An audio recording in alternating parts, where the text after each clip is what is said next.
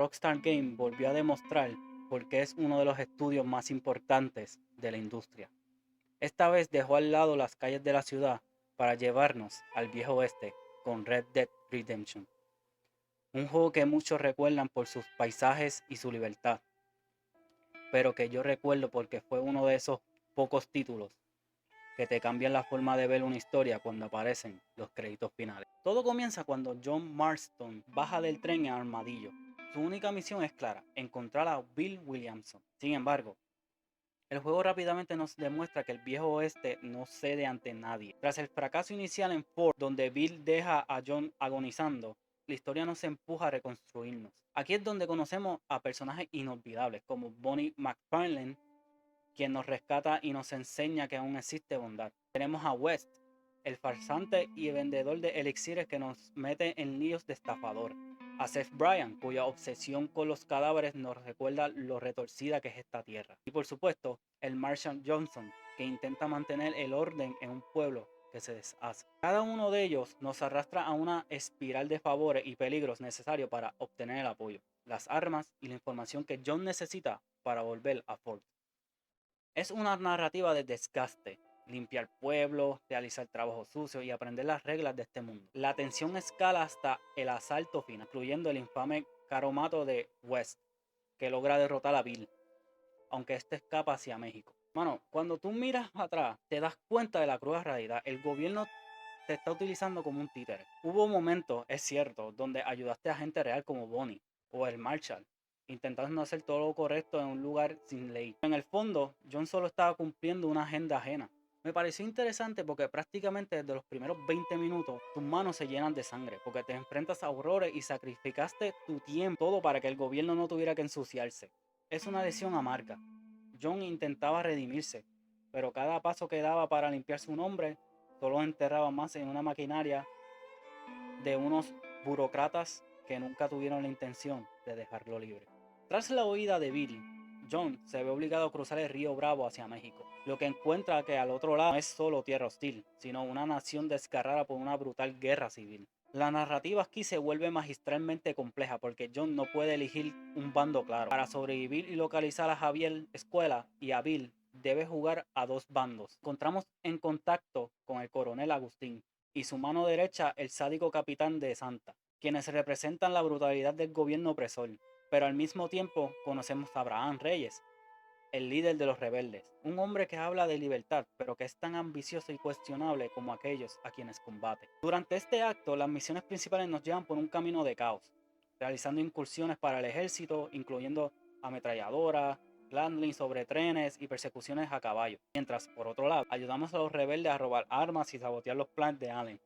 También aparece Landon, una leyenda viviente del viejo oeste, que sirve como un espejo de lo que John podría haber sido si hubiera tomado otro camino. El clímax del acto llega cuando el engaño se termina. La alianza con el gobierno se quiebra y nos unimos a una revolución para asaltar la fortaleza de El Presagio y el Palacio de Allen. Es un acto donde el fuego, las traiciones y las ejecuciones masivas marcan el paso, culminando con la confrontación final contra nuestros antiguos compañeros Bill y Javier, cerrando el capítulo mexicano con una victoria que se siente más como una masacre necesaria. Lo más tricky de México es la trampa moral en la que Rockstar te mete. Es frustrante tener que estrechar la mano de tipos como Allen o de la Santa, sabiendo perfectamente que son la misma escoria que John está intentando dejar atrás. Aquí te identificas con John a un nivel muy profundo. Él solo quiere terminar su trabajo y volver con su familia, pero el destino, o mejor dicho, la corrupción que rige este mundo, parece empeñada en obligarlo a ensuciarse más de lo necesario. Sientes que cada paso que das en México es una contradicción andante. Intentas corregir tus errores del pasado,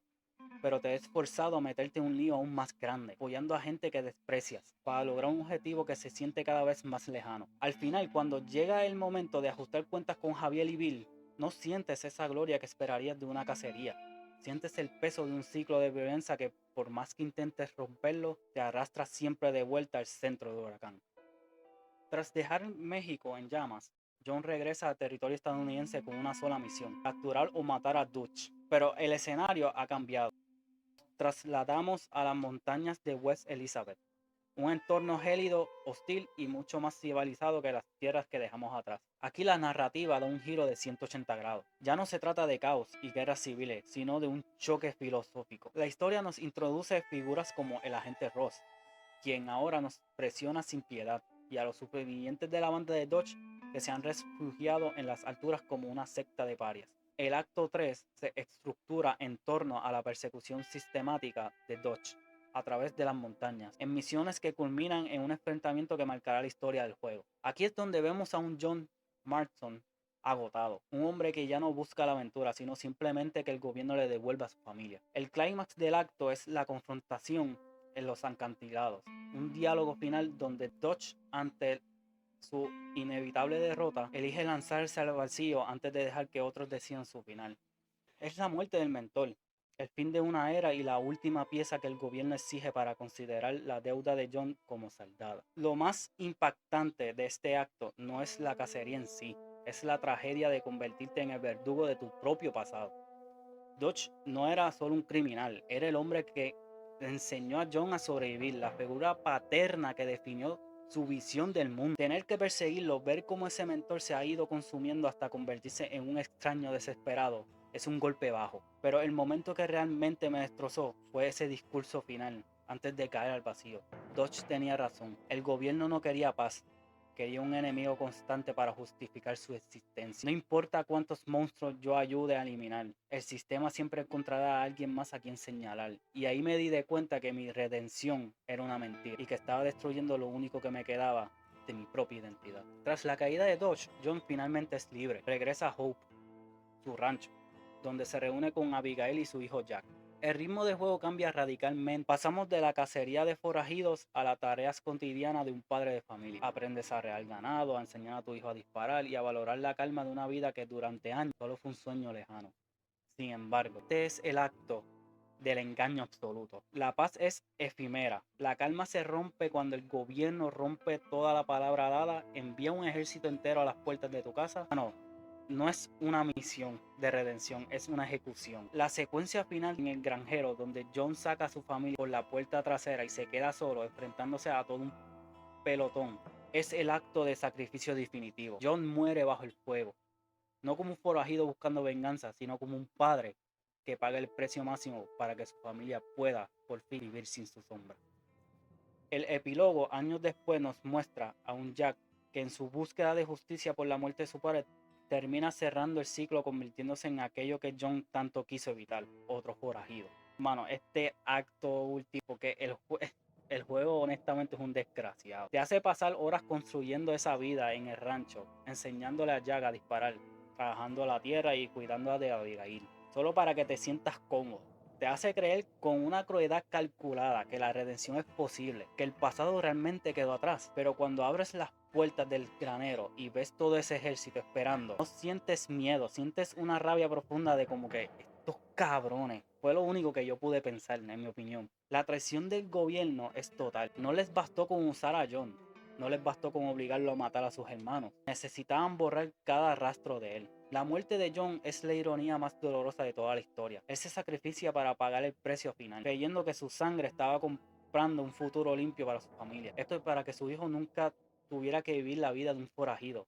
Pero el destino es cruel. Al final, el gobierno se salió con la suya, porque la muerte de John solo sembró la semilla de la venganza en Jack. La redención de John no solo fue un escape, fue solo el comienzo de otro ciclo de sangre. Ves a Jack años después y te das cuenta de que el gobierno logró exactamente lo que quería convertir a otro Marston, en el monstruo que ellos mismos se encargarán de cazar. Es un final triste, desgarrador, pero es terriblemente honesto. Ya conocemos el escenario y el peso de la historia que cargaba esta época.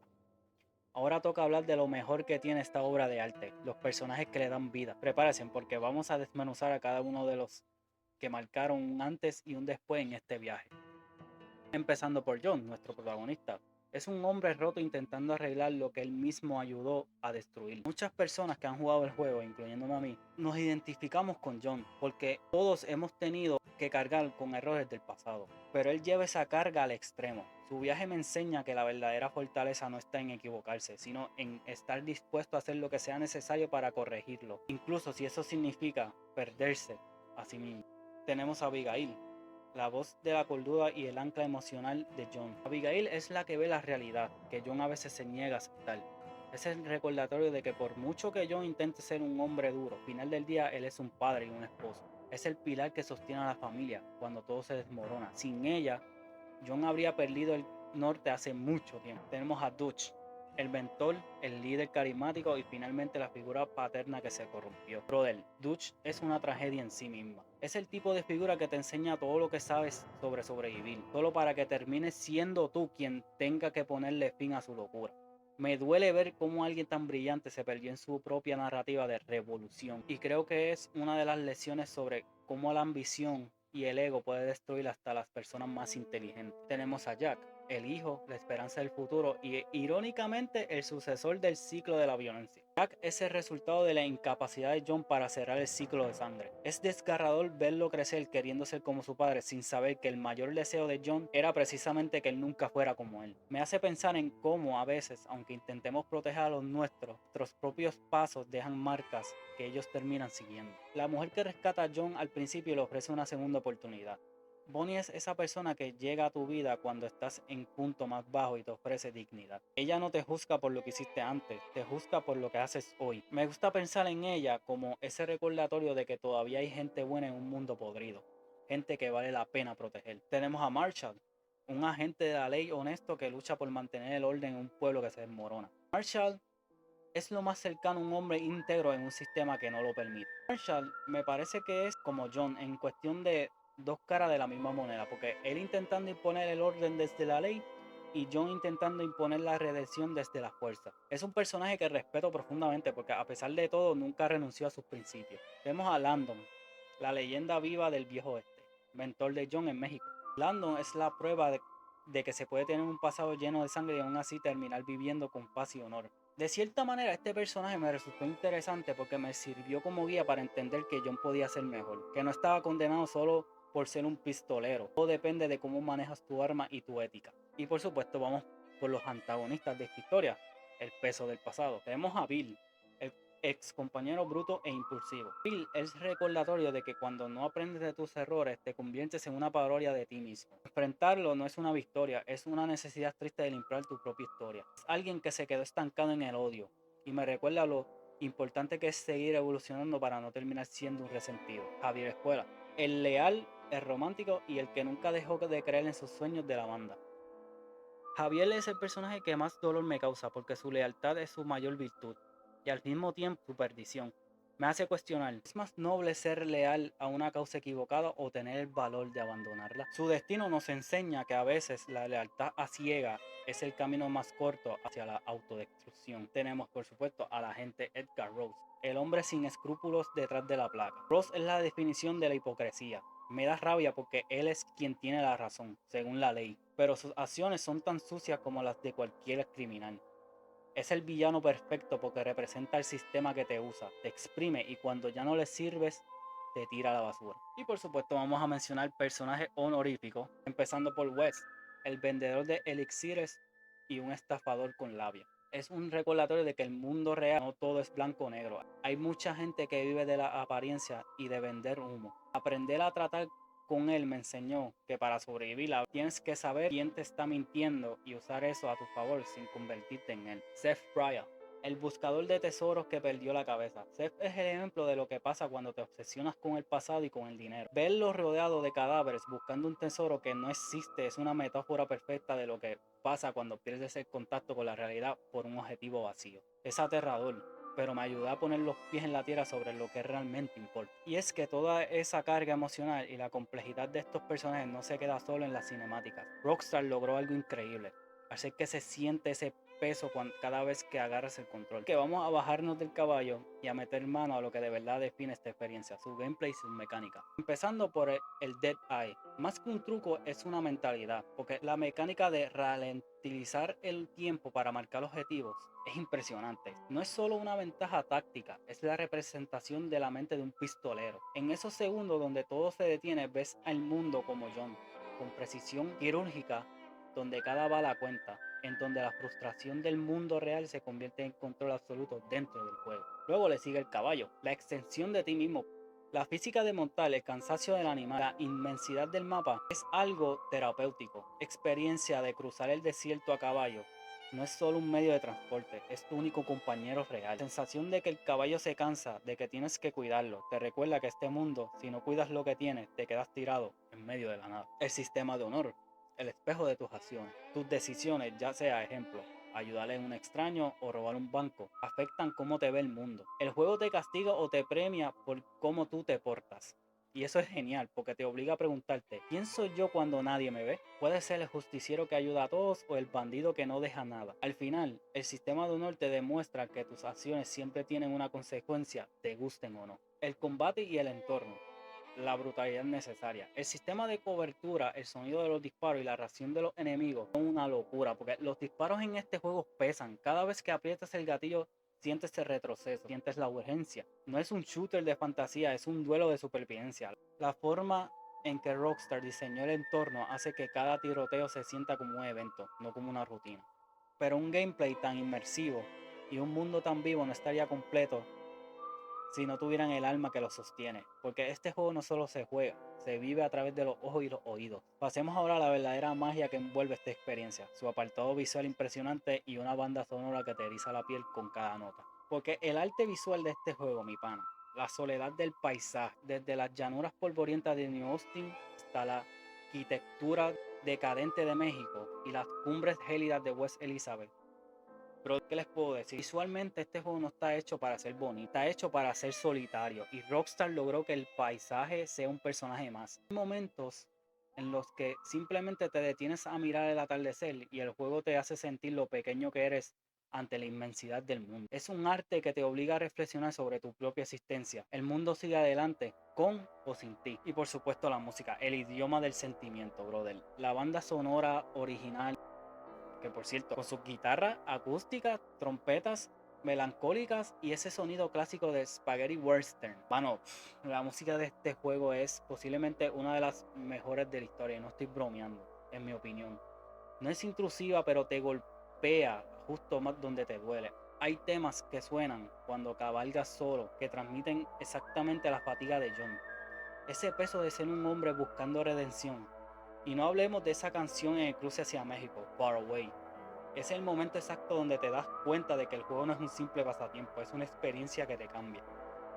Pero no puedo terminar este bloque sin mencionar el diseño de sonido, porque la inmersión total, brother, estamos hablando del sonido del viento, el galope de los caballos, el eco de los disparos en los cañones y los diálogos ambientales. No, estamos hablando que tú puedes cerrar los ojos y tú podrías jurar que tú estás ahí. El sonido es tan realista que te mete en la piel de John cuando todo se queda en silencio y solo escuchas tus pasos sobre la tierra seca. Ahí es cuando realmente sientes el peso del viaje.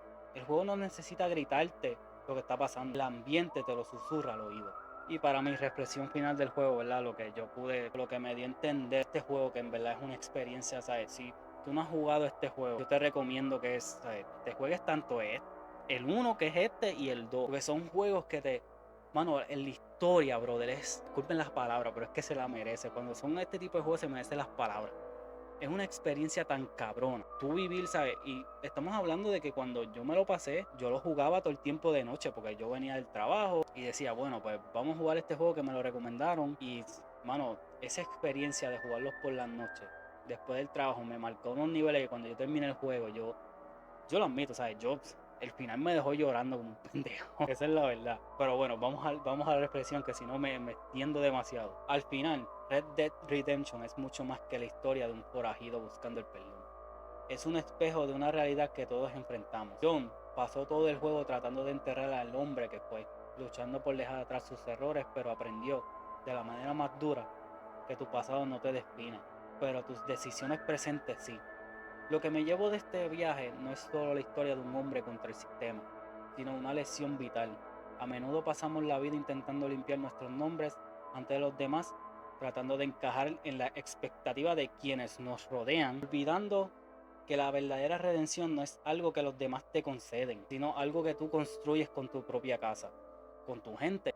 En la vida real, como en el juego, te vas a encontrar con gente que va a querer usarte, que te va a prometer una libertad que no piensan entregarte. y que intentarán que cargues con culpas que ya no te pertenecen. La gran lección de Jon es saber identificar cuándo estás peleando por tu paz y cuándo solo estás siendo el peón de alguien más. Al final, Jon murió intentando proteger lo único que realmente importaba, el futuro de su hijo y la integridad de su familia. Y esa es la mayor enseñanza de todas. No importa qué tan oscuro sea el mundo o qué tan desgraciadas sean las circunstancias. Al final del día, tu éxito no se mide por lo que el mundo piensa de ti, sino por la paz que logras dejarle a los tuyos. Quizás no podamos controlar el final de nuestra historia, pero sí podemos elegir con qué honor vamos a cerrar nuestras puertas. Si este análisis les trajo recuerdos de esa hermosa época del gaming o les tocó el corazón de alguna manera, déjenme un buen me gusta. Suscríbanse para seguir rescatando estas joyitas aquí en Echo Gaming. Y cuéntame en los comentarios cuál fue su momento favorito de Red Dead Redemption. Si me lo preguntan a mí, ese chavo acto final me barató. O sea, yo les voy a ser sincero, yo de verdad creí que Jon iba a tener su final feliz. Yo de verdad, yo me la creí, ¿sabes? Yo dije, qué bueno que después de todo lo que vivimos con este pana, por fin va a vivir su vida en paz. Me comí tremendo mierda porque Rockstar dijo, no papi, eso no va. Pero sí, sin duda alguna esa fue la que más me chocó. Bueno, los leo. Cuídense mucho, mi gente. Y nos vemos en el próximo Horizonte. Adiós.